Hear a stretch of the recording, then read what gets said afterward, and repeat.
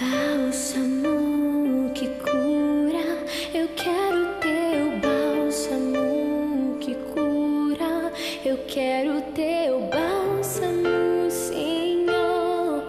Queremos teu bálsamo, Senhor.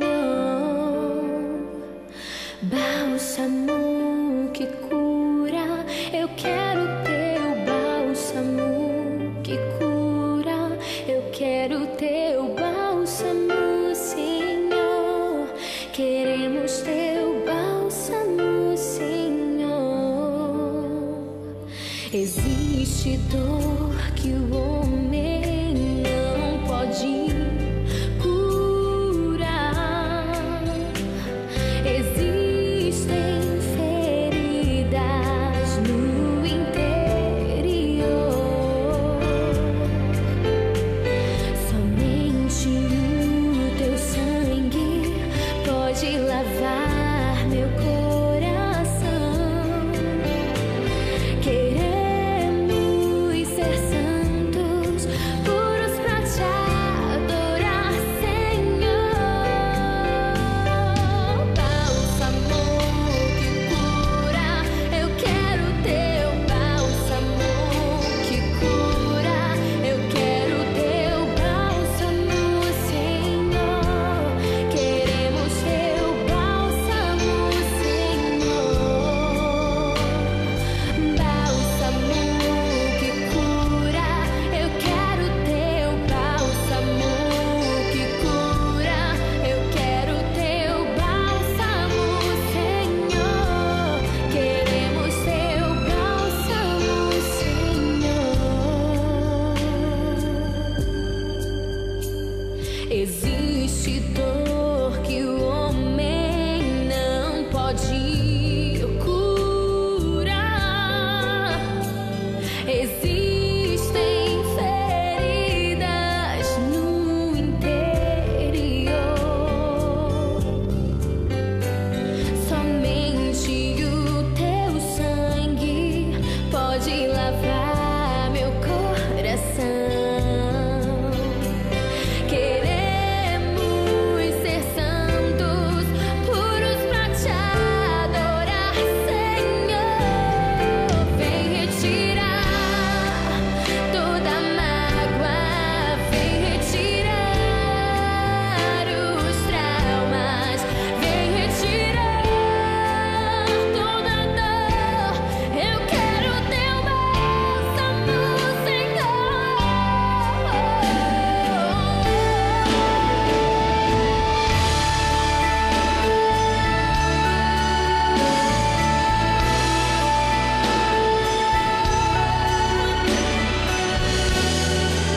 com teu sangue, ó Deus,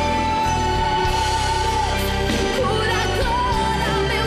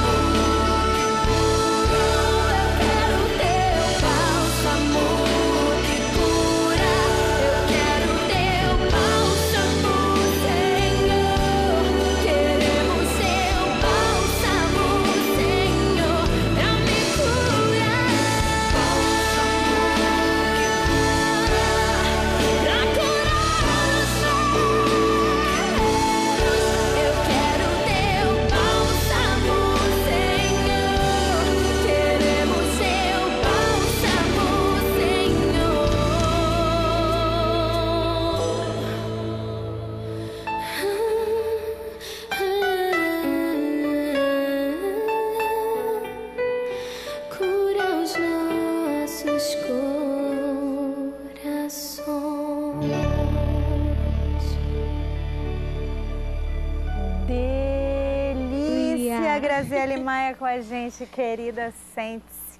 A música que nós acabamos de ouvir, Bálsamo, do CD Bálsamo, de Bálsamo. Graziele Maia com a gente. Uma alegria muito grande. E eu quero nessa tarde profetizar, né, na vida de cada mulher que está nos assistindo. O óleo precioso da unção, o óleo fresco, que te traz alegria, força para prosseguir.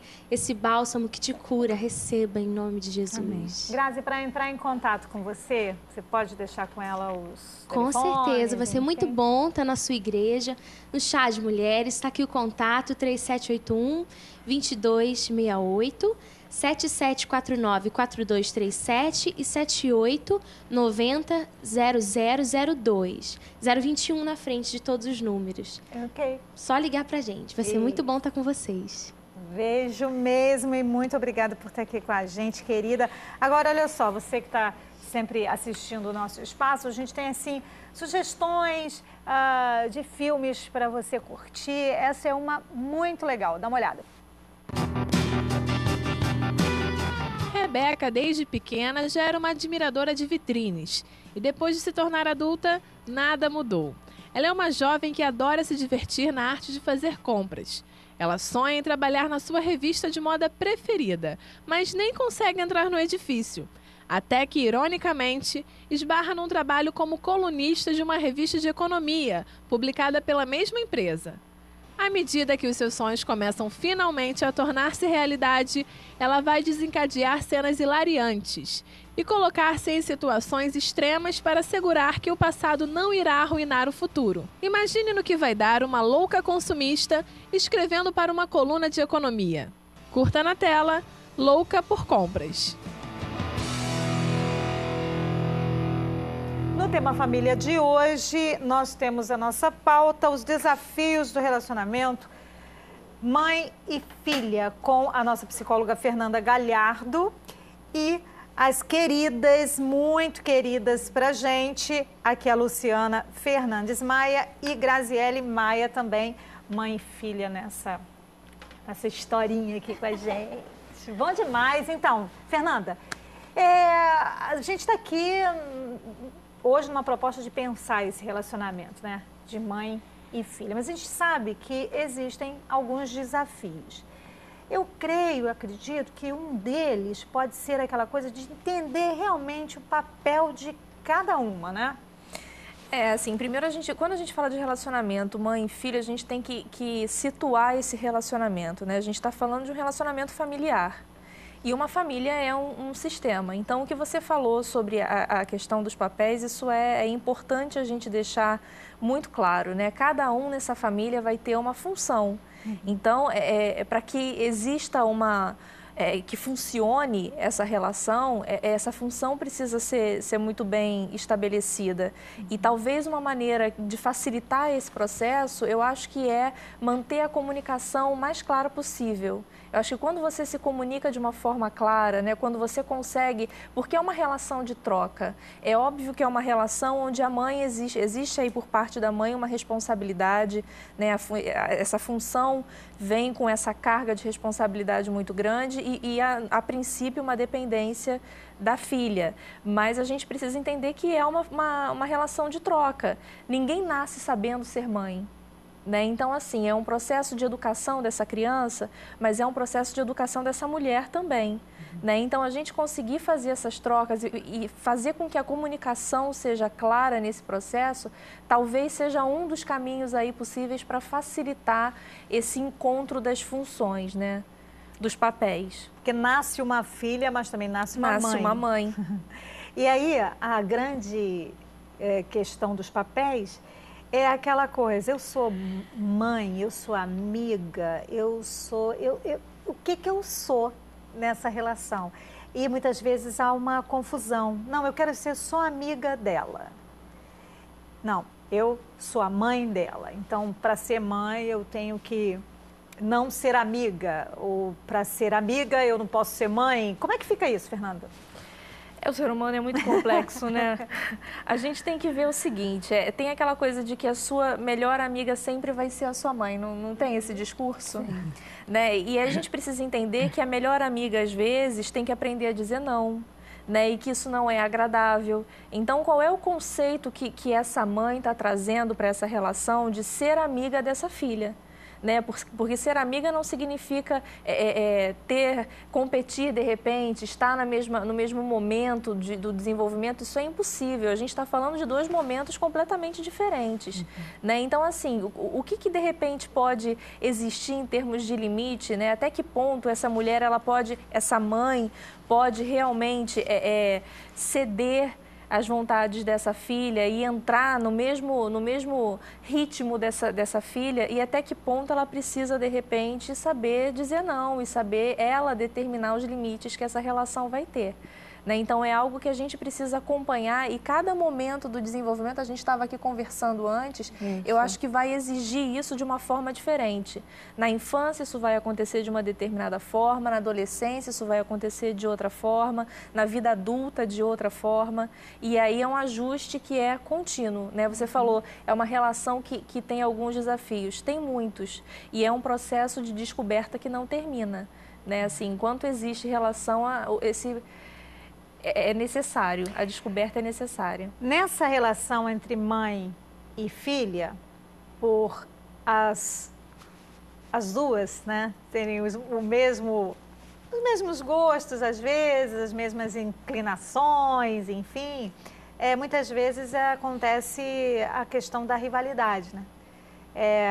As duas ficam rivalizando as coisas em casa, e parece-me que começa essa queda de braço, começa a vir e a surgir na rivalidade. A gente tem que pensar isso, tem que pensar as dificuldades também, né? E saber que essa rivalidade muitas vezes está acontecendo e que ela pode não estar a mãe pode não estar se dando conta, a filha pode não estar se dando conta, porque as coisas foram acontecendo e minando a relação das duas. É bom pensar um pouquinho, né? Sim, o que acontece é que a figura da mãe talvez seja uma das primeiras figuras de referência dessa menina, dessa filha, né? Então, assim, é óbvio que a experiência dessa criança vai ser diferente da experiência que a mãe dela teve. Então, ao longo da vida dela, ela vai se encarregar de ressignificar muitas coisas, né? Mas a essência está ali. Então, o que você está falando, né? Essa questão da competição.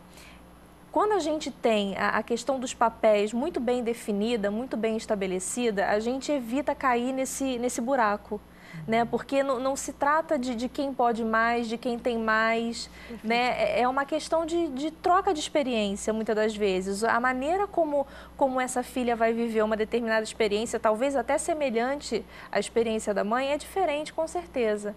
Então, acho que o caminho é saber o lugar de cada um, o espaço de cada um nessa relação, né? E estabelecer os limites dessa relação. A mãe é a figura que a filha vai estar com 50 anos de idade e ainda vai ser a referência, talvez, de proteção, de orientação. Então, eu acho que saber ocupar esse lugar é necessário. Luciana, a Grazi está aí já uma mulher casada, Sim, né? Então, assim, na relação... Passou rápido.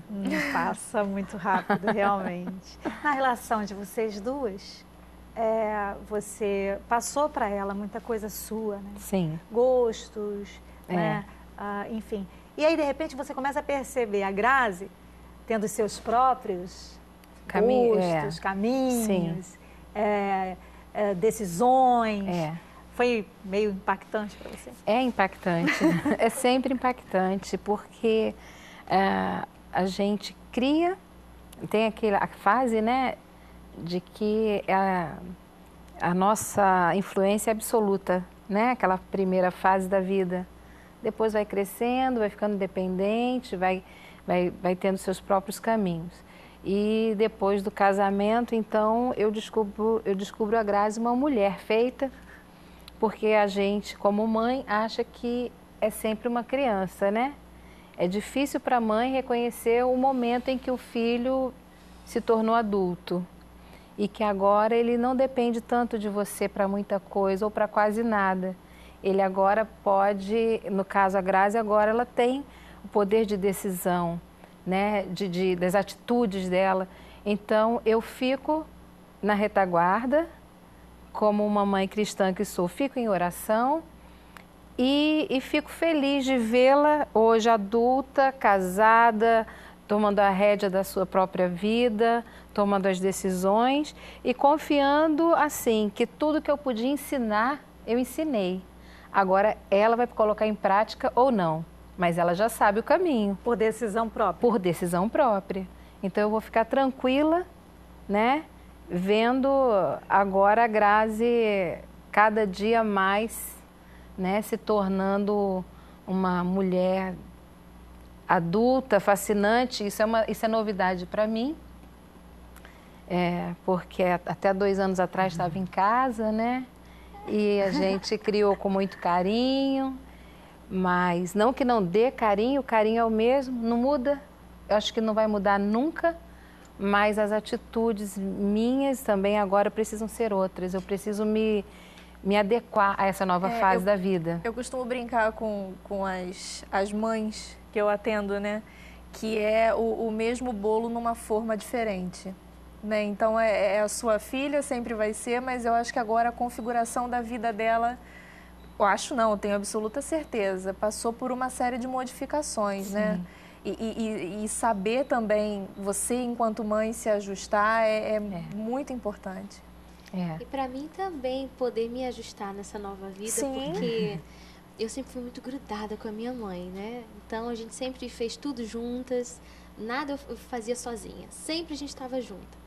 Então é um momento que eu tô aprendendo também a me tornar uma mulher, né? Uma dona de casa, cuidando do meu marido, tendo as minhas próprias decisões, porque até pouco tempo, até mesmo quando eu ia comprar uma roupa, eu não sabia comprar uma roupa sem que minha mãe não estivesse comigo, porque eu precisava da aprovação dela, eu precisava da opinião dela. Então, foi assim, um romper, né, na minha vida, apesar da gente estar sempre junto e da gente se amar muito, mas também para mim é uma adaptação que a gente está vivendo, assim.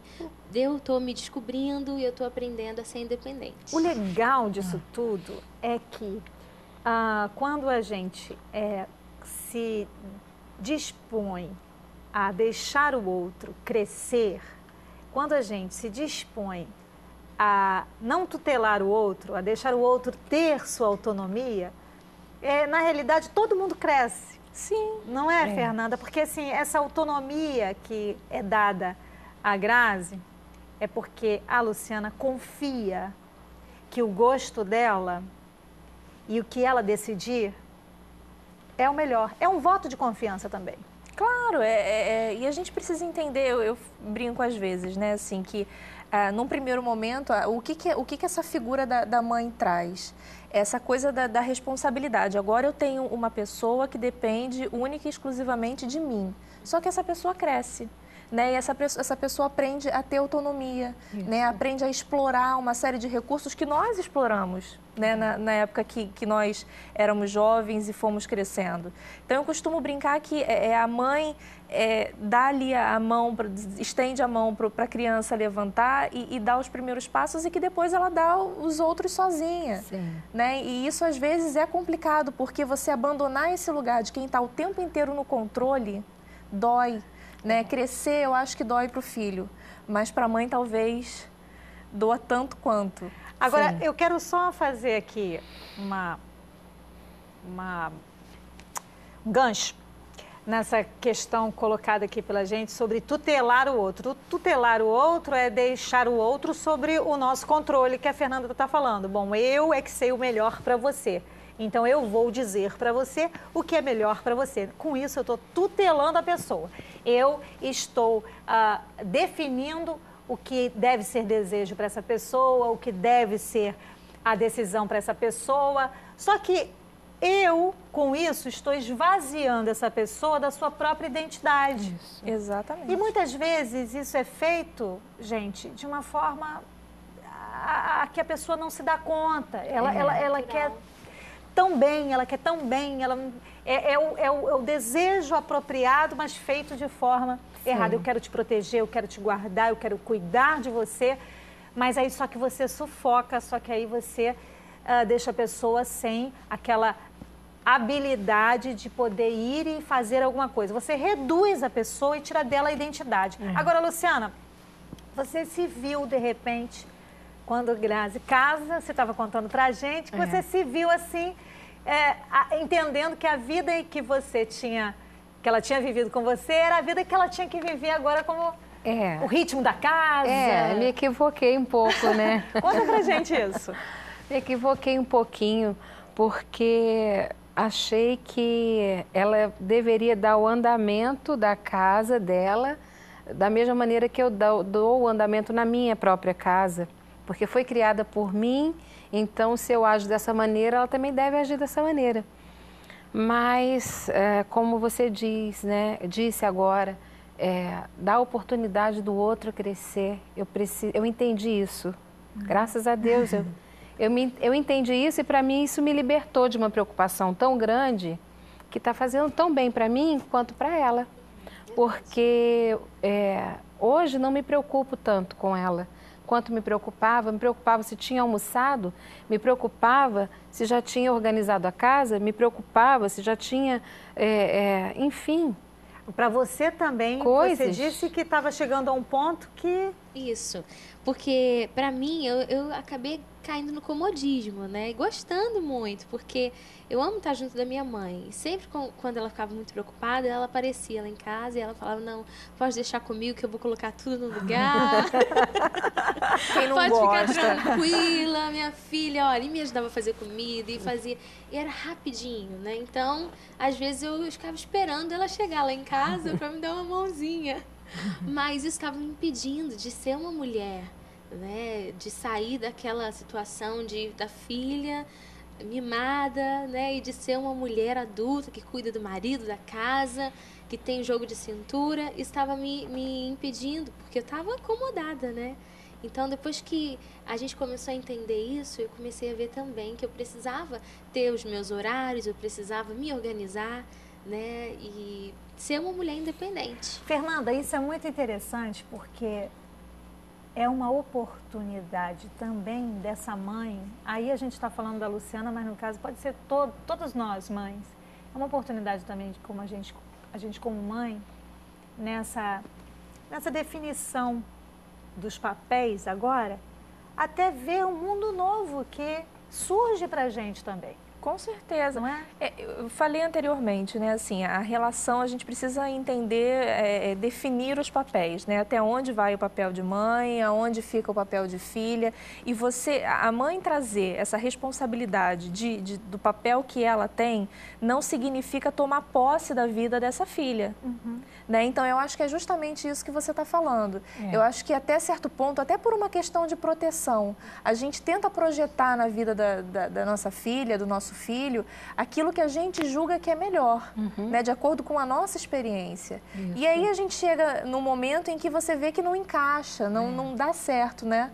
E é outra vida, é outra configuração, são outras pessoas, né? Então, eu acho que você saber, às vezes essa responsabilidade significa você saber o momento de dar espaço, né, para que outra pessoa se desenvolva. E no dar espaço também é isso. Isso, amar também é isso. Sim. É você liberar, né? E no dar espaço, você também descobre que você tem um espaço também. Isso que eu estou descobrindo. Outras coisas com outras coisas. De ser mais do que mãe, né? E eu estou gostando. Sim, tá todo mundo gostando. E nós vamos gostar ainda mais, porque no próximo bloco, Sandra Nascimento, culinarista maravilhosa, vai fazer um estrogonofe de camarão pra gente hoje aqui no Espaço Feminino, já depois do intervalo.